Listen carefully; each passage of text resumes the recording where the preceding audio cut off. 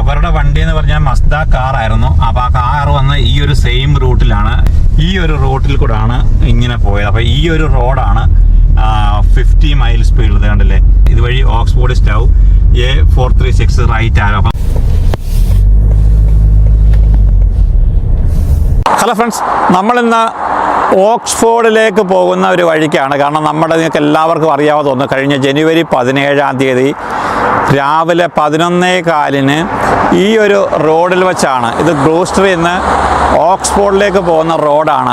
ഈ റോഡിൽ വെച്ചാണ് നമ്മുടെ മലയാളികളായ സ്റ്റുഡൻസിൽ 2 ഫാമിലിയിൽ വന്ന സ്റ്റുഡൻസ് ഒരു കാർ ആക്സിഡൻറ്റിൽ മരണപ്പെട്ടത്. 2022 ജനുവരി 17 ഈ ഒരു സംഭവം നമ്മുടെ ഗ്ലൂസ്റ്ററിൽ നടന്നതെന്ന് നമ്മൾ അവിടെ പോയിട്ട് എടുത്ത വീഡിയോയുടെ ഒരു ഭാഗമാണ് ഞാൻ നിങ്ങളെ കാണിച്ചത്.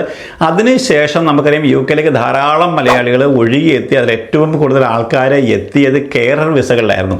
കെയറർ വിസയിൽ UK വന്ന ആൾക്കാരെ സംബന്ധിച്ചിടത്തോളം, ഈ ഒരു ഡൊമിസിലറി കെയർ വിസയിൽ വന്നിട്ടുള്ള ആൾക്കാർ അവരിവിടെ വന്നു കഴിഞ്ഞാൽ ഡ്രൈവ് ചെയ്യുക എന്നുള്ളത് അത്യാവശ്യമായിട്ടുള്ളൊരു കാര്യമാണ്. നമുക്കറിയാം പലപ്പോഴും ഈ ഒരു ഡൊമിസിലറി കെയർ വിസകളിൽ വരുന്ന ആൾക്കാരെന്ന് പറഞ്ഞാൽ അവരുടെ ഏജൻസി അല്ലെങ്കിൽ അവർക്ക് കിട്ടുന്ന ജോലി എന്ന് പറഞ്ഞാൽ ദൂരെയായിരിക്കും. അപ്പോൾ അങ്ങനെയുള്ള സ്ഥലങ്ങളിലേക്ക് പോകണമെന്നുണ്ടെങ്കിൽ ബസ് പിടിച്ചൊക്കെ ഒരു സമയത്ത് എത്തുക എന്ന് പറഞ്ഞു കഴിഞ്ഞാൽ വളരെയധികം ബുദ്ധിമുട്ടാണ്. അപ്പോൾ അങ്ങനെ വന്നു കഴിയുമ്പോൾ അവർക്ക് ഡ്രൈവിംഗ് അറിഞ്ഞെങ്കിൽ മാത്രമേ അവിടേക്ക് പോകാനായിട്ട് സാധിക്കത്തുള്ളൂ.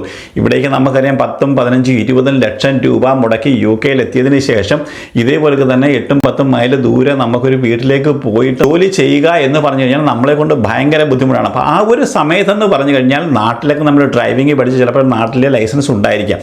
ആ ഒരു നാട്ടിലെ ലൈസൻസുമായിട്ട് UK എത്തിയതിന് ശേഷം നമുക്കറിയാം എപ്പോഴും നമുക്കൊരു വർഷത്തോളം ഇവിടെ നാട്ടിലെ ലൈസൻസ് വെച്ച് UK വണ്ടി ഓടിക്കാനായിട്ട് സാധിക്കും. ഇപ്പോൾ ഇവിടേക്ക് വരുന്ന ആൾക്കാരെ സംബന്ധിച്ചിടത്തോളം ആ ലൈസൻസ് വെച്ചുകൊണ്ട് അത്യാവശ്യം കാർ ഓടിക്കാവുന്ന ഒരാളായിരിക്കും UK പക്ഷേ UK എത്തിക്കഴിയുമ്പോൾ UK റോഡ് നിയമങ്ങളോ അല്ലെങ്കിൽ ഇവിടുത്തെ റോഡ് സൈനുകളോ ഒന്നും തന്നെ അറിയാതെ ഒരാൾ വന്ന് കാർ ഓടിക്കുക എന്ന് പറഞ്ഞു കഴിഞ്ഞാൽ അത് ഭയങ്കര ബുദ്ധിമുട്ടാണ്.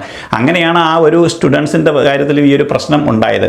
ഈ ഒരു 2024 നമ്മൾ നോക്കുകയാണെങ്കിൽ ഈ ഒരു സെപ്റ്റംബർ മാസത്തിൽ മാത്രം ഏകദേശം 4 കേസുകളാണ് ഹിറ്റ് ആൻഡ് റണ്ണിൻ്റെ രൂപത്തിൽ മാത്രമായിട്ട് വന്നത്.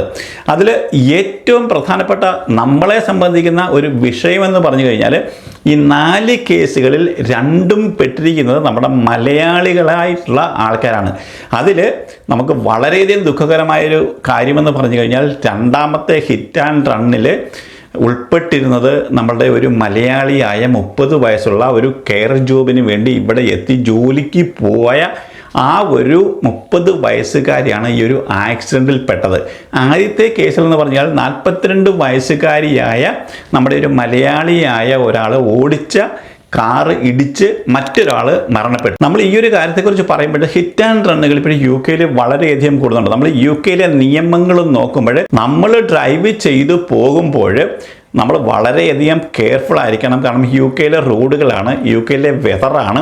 അപ്പോൾ ആ ഒരു കണ്ണൊക്കെ കാണാനായിട്ട് ചില സമയങ്ങളിൽ വളരെയധികം ബുദ്ധിമുട്ട് അനുഭവപ്പെടുന്ന സമയങ്ങളൊക്കെ ഉണ്ട്. രാത്രിയിലേക്ക് എന്ന് പറയുന്നത് ആദ്യമായിട്ടൊക്കെ ഓടിക്കുന്ന ആൾക്കാരെ സംബന്ധിച്ചോളം വളരെയധികം ബുദ്ധിമുട്ടാണ്. ചെഷറിൽ 2024 സെപ്റ്റംബർ 20 ഉണ്ടായ ആ ഒരു ആക്സിഡൻറ്റിൽ 62 വയസ്സുകാരിയായ ഒരാളാണ് കൊല്ലപ്പെട്ടത്.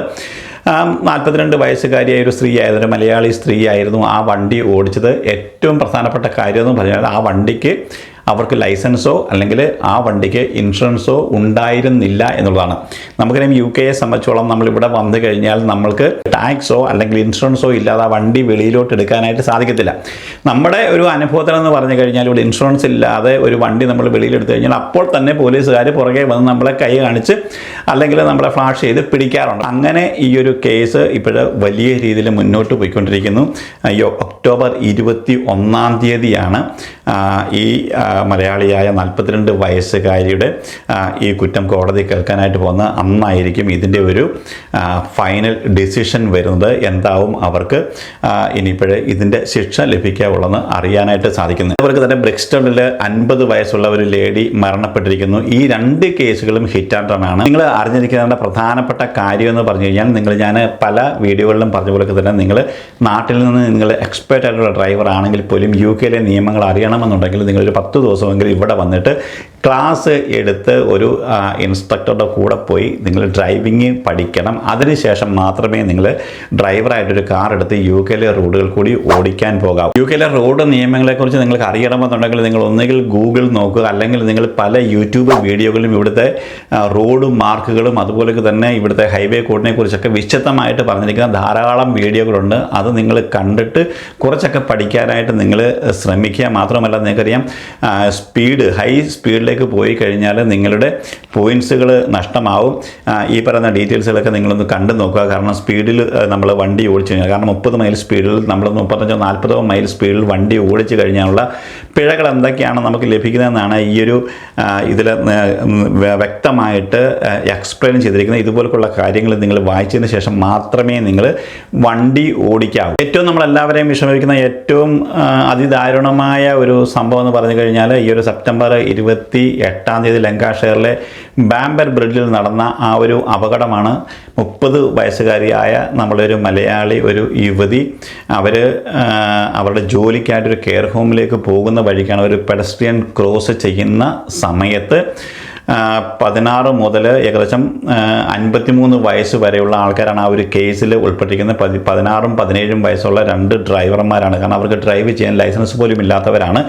ഏകദേശം 30 മൈൽ സ്പീഡിൽ വരുന്ന ഒരു റോഡിൽ കൂടി ഏകദേശം 80 മൈൽ സ്പീഡിൽ വന്നിട്ട് നമ്മളുടെ മലയാളിയായ യുവതിയെ ഹിറ്റ് ചെയ്ത് ഏറ്റവും പ്രയാസകരമായ ഒരു കാര്യം എന്ന് പറഞ്ഞു കഴിഞ്ഞാൽ അവർ 8 മാസത്തോളം പ്രഗ്നൻ്റ് ആയിരുന്നു.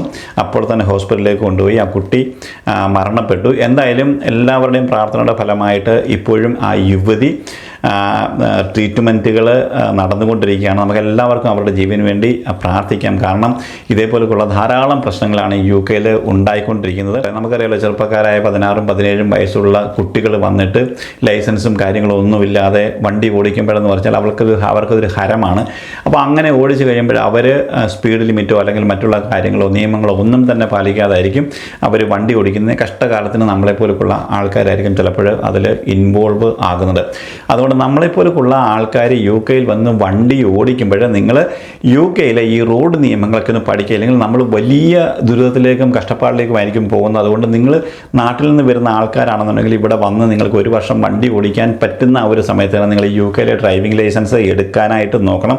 നമുക്കറിയാം, എപ്പോഴും ഇവിടെ ഡ്രൈവിംഗ് ക്ലാസ്സുകൾക്ക് പോകാമെന്ന് പറഞ്ഞു കഴിഞ്ഞാൽ വളരെയധികം എക്സ്പെൻസീവ് ആയിട്ടുള്ള കാര്യമാണ്.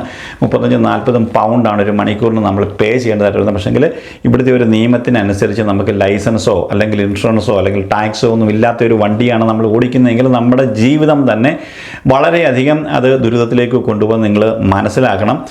നമുക്കറിയാം, വണ്ടി ഓടിക്കുമ്പോഴെന്ന് പറഞ്ഞാൽ എല്ലാ സമയത്തും എപ്പോഴും ആർക്കും എത്ര എക്സ്പീരിയൻസ് ആയിട്ടുള്ള ആൾക്കും ചിലപ്പോൾ ആക്സിഡൻറ്റ് ഉണ്ടാകാം. പക്ഷേങ്കിൽ നമ്മളുടെ ഭാഗത്ത് നിന്ന് കുറച്ച് നമ്മൾ ക്ലിയർ ആണെങ്കിൽ, അതായത് നിങ്ങൾ ഓടിക്കുന്ന വണ്ടി ഫിറ്റാണ്, അതിന് ടാക്സ് ഉണ്ട്, അതിന് MOT ഉണ്ട്, അതിന് ഇൻഷുറൻസ് ഉണ്ട്, നിങ്ങൾക്ക് ലൈസൻസും ഉണ്ട് എന്നുണ്ടെങ്കിൽ നിങ്ങളൊരു പരിധി വരെ നമ്മളുടെ ഫോൾട്ട് ആണെങ്കിൽ പോലും കുറച്ച് നമ്മൾ രക്ഷപ്പെടും.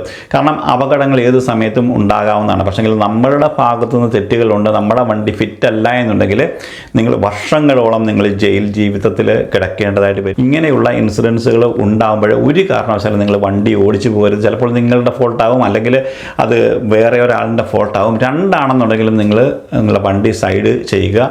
ആ ഒരു ഇടിച്ച ആൾ സീരിയസ് ആണെന്നുണ്ടെങ്കിൽ ഉടൻ തന്നെ നിങ്ങൾ ആംബുലൻസ് വിളിക്കുക, അല്ലെങ്കിൽ നിങ്ങൾ അടുത്തുള്ള ആൾക്കാരെ നിങ്ങൾ സഹായത്തിന് വിളിക്കുക.